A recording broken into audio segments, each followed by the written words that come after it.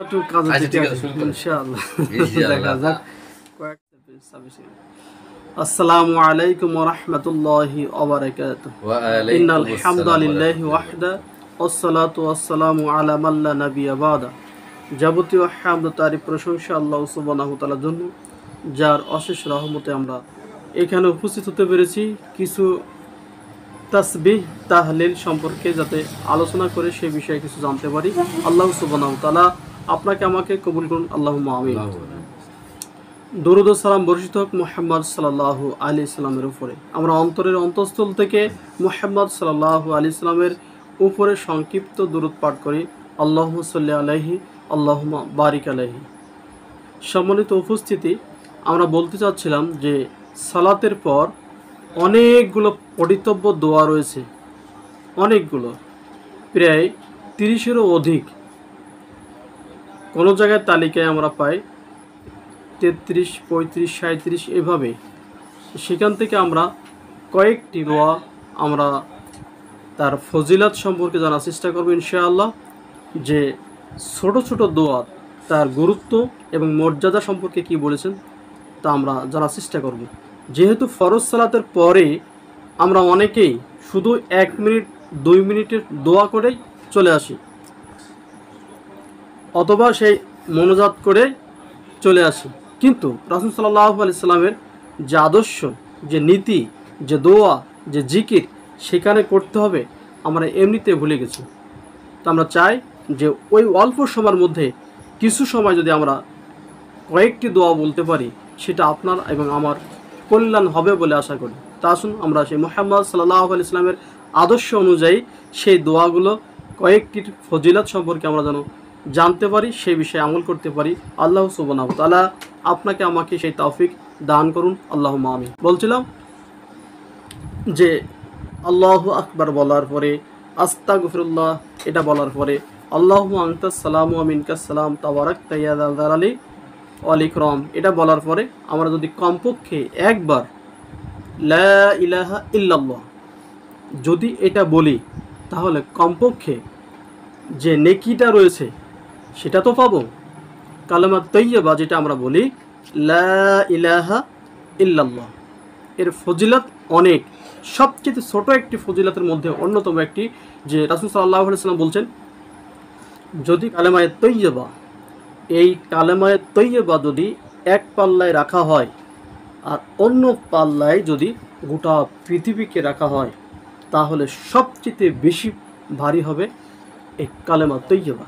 সুবহানাল্লাহি ওয়া বিহামদিহি সুবহানাল্লাহিল আযীম।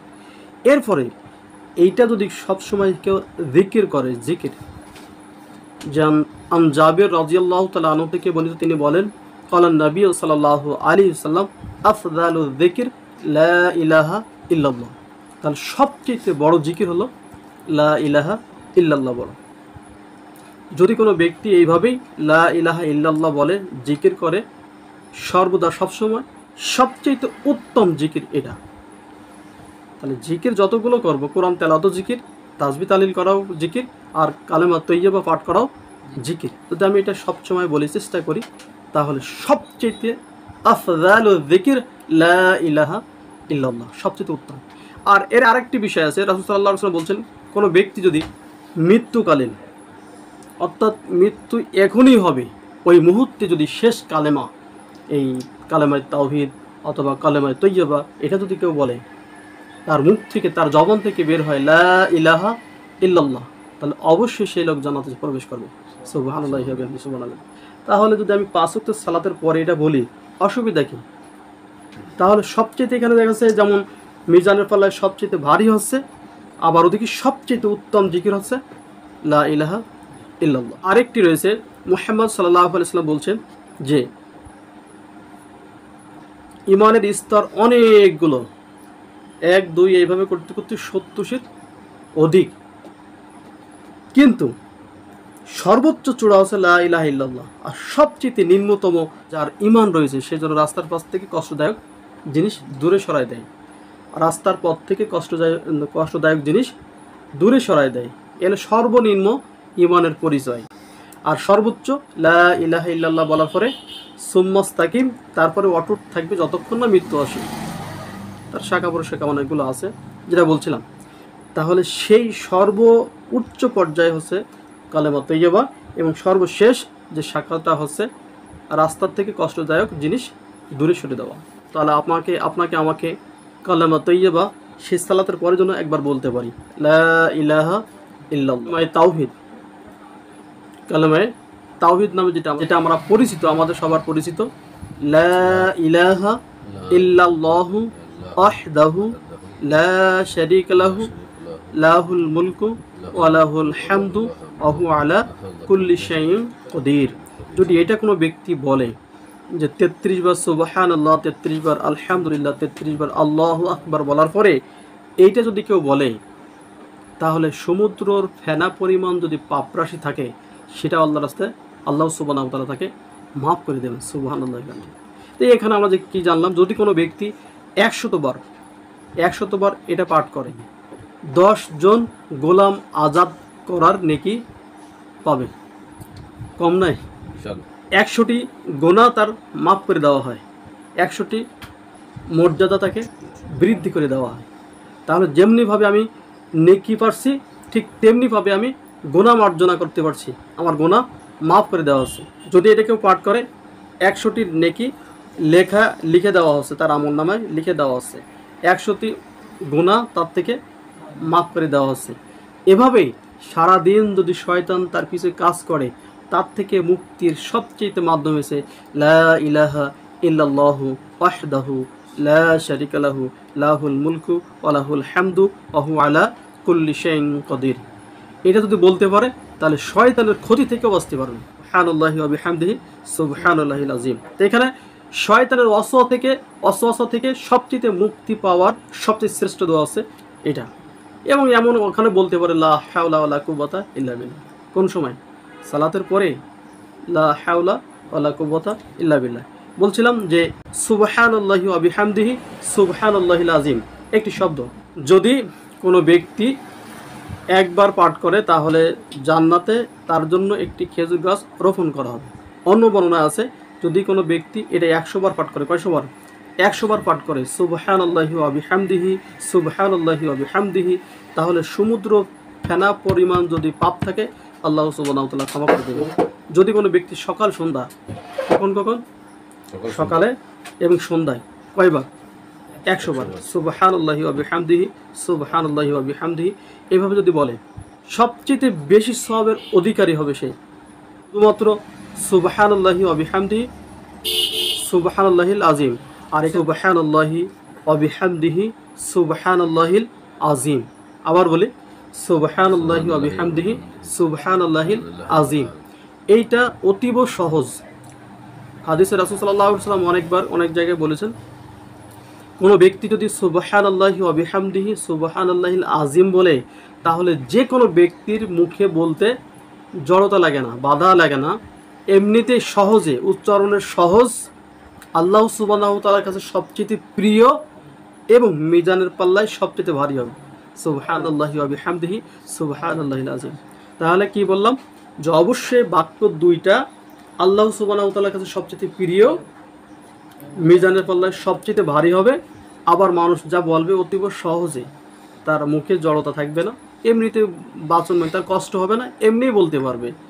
সহজ, বলাতে সহজ, কষ্টদায়ক না, বলাতে সহজ, তারপরে মিজানের পাল্লায় সবচেয়ে ভারী হবে, এরপরেও আল্লাহ সুবহানাহু ওয়া তাআলার কাছে সবচেয়ে প্রিয়। এটা যদি আমি সালাতের পরে ওখানে বলি সুবহানাল্লাহি ওয়া বিহামদিহি সুবহানাল্লাহিল আযীম, কত সময় লাগছে?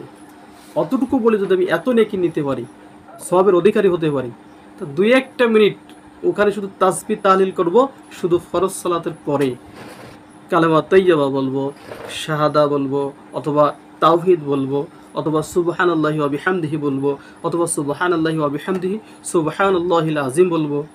এরপর আরেকটা বিষয় হলো যে রাসূল সাল্লাল্লাহু আলাইহি ওয়াসাল্লাম বলছেন, কোনো ব্যক্তি যদি 5 ওয়াক্ত সালাতের পর, কখন? 5 ওয়াক্ত সালাতের পর যদি 10 বার সুবহানাল্লাহ, কয়বার? 10 বার আলহামদুলিল্লাহ, 10 বার আল্লাহু আকবার, তাহলে এখানে কত হলো? 30। 10 বার সুবহানাল্লাহ, 10 বার আলহামদুলিল্লাহ, 10 বার আল্লাহু আকবার, তাহলে আমি 5 ওয়াক্ত যদি 5 30 150, 150 গুণ 10 আল্লাহ সুবহানাহু ওয়া তাআলা কমপক্ষে 10 নেকি দেবেন। সেই হিসাবে 1500 অর্থাৎ 1500 নেকি আল্লাহ সুবহানাহু ওয়া তাআলা তার আমলনামায় দিচ্ছেন। যদি আমি সকালে সন্ধ্যায় এটা কেউ 100 বার পড়ায়, তাহলে এখানে পুরোটাই 100, তাহলে 100 গুণ 10 কত হলো 1000, তাহলে 1000 নেকি তার আমলনামায় লিখে দেওয়া হলো। তাহলে ওখানে আগে ছিল কত, ওখানে ছিল 1500 আর এখানে হলো 1000, প্রত্যেক দিন 2500 নেকি সে তার আমলনামায় লিপিবদ্ধ করলো। সাহাবীরা বলছেন ইয়া রাসূল, এইরকম নেকি থেকে কেউ ছাড়তে চায়, এইরকম নেকি থেকে কেউ ছাড়তে চায়, এরকম 2500, কিন্তু 2500 কেউ গুনাহ করছে না। আর ওই বান্দা যদি 5 ওয়াক্ত সালাতের পর এইগুলো বলে, এই কথাগুলো যদি বলে, তাহলে তার অনেক নেকি হচ্ছে কমপক্ষে 2500। সেটা আমরা চেষ্টা করব সালাতের পরে 10 বার 10 বার কমপক্ষে বলার, না হলে 33 একবার কালেমে তাওহীদ, সেটা আমরা বলতে বলে অনেক নেকি। শেষের দিকে নিয়ে আসি। এক সময় মুহাম্মদ সাল্লাল্লাহু আলাইহি সাল্লাম ফজরের সালাতের পর তিনি বেরিয়ে গেলেন। একজন ওই অবস্থায় তিনি তাসবিহ, তাহলিল, জিকির, আজকার সবগুলো করতে আছেন। এমত অবস্থায় মুহাম্মদ সাল্লাল্লাহু আলাইহি সাল্লাম ফিরে আসলেন অনেক সময় পরে। আসার পরে লোকটি সেখানে বসে আছে। এরপর বলছে, তুমি কি করছো? তো বলছেন যে আমি তাসবিহ তাহলিল করছি। যতক্ষণ বসে আছো আমি 4টে কালেমা পড়ছি। এই 4টে কালেমা যতক্ষণ বসে তার থেকে ঊর্ধ্বে, তার থেকে শ্রেষ্ঠ, সেটা হলো কি সুবহানাল্লাহি ওয়া বিহামদিহি আদাদা খালকিহি ওয়া রিদা নাফসিহি ওয়া আদিনাতা আরশিহি ওয়া মিদাদা কালিমাতিহি।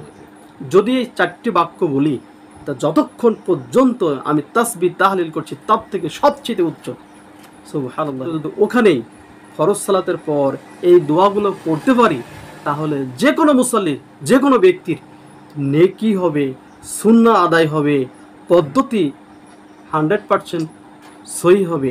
ওখানেই আমার রাসূল সাল্লাল্লাহু আলাইহি ওয়াসাল্লাম বলছেন, তাসবিহ তাহলিল করতে শুয়ে হোক, দাঁড়িয়ে হোক, চলমান অবস্থায় হোক আর বসে হোক। যে কথাগুলো শুনলাম বাস্তব জীবনে আমল করি। আল্লাহ সুবহানাহু ওয়া তাআলা আমাকে, আপনাকে, সকলকে ফরজ সালাতের পর 5 ওয়াক্ত ফরজ সালাতের পর বসে, সেখানেই সালাম ফেরানোর পর ওখানে বসে বসে মোনাজাত এইভাবে হাত তুলে দিয়ে 1 মিনিটের মধ্যে শেষ না করে, কি বললাম সেটাও জানি না, ইমাম সাহেব কি বললো সেটাও জানি না, অটোমেটিক আবার সুন্নাতে দাঁড়িয়ে গেলাম। ওরকম না করে, ওই অবস্থায় না করে, যদি মুহাম্মদ সাল্লাল্লাহু আলাইহি সাল্লামের এই শিখার পদ্ধতি অনুযায়ী তাসবিহ তাহলিল করি, তাহলে আমার হক আদায় হলো, তাসবিহ তাহলিল পড়া হলো, নেকি সুনিশ্চিত হলো, রাসূল সাল্লাল্লাহু আলাইহি সাল্লামের আনুগত্য সুনিশ্চিত হলো। এই সবগুলো আল্লাহ সুবহানাহু ওয়া তাআলা ইবাদত হিসাবে কবুল করবেন। আমরা যেন সবাই সেটা পালন করতে পারি। আল্লাহ সুবহানাহু ওয়া তাআলা সেই তৌফিক সবাইকে দান করুন। আল্লাহুম্মা আমিন।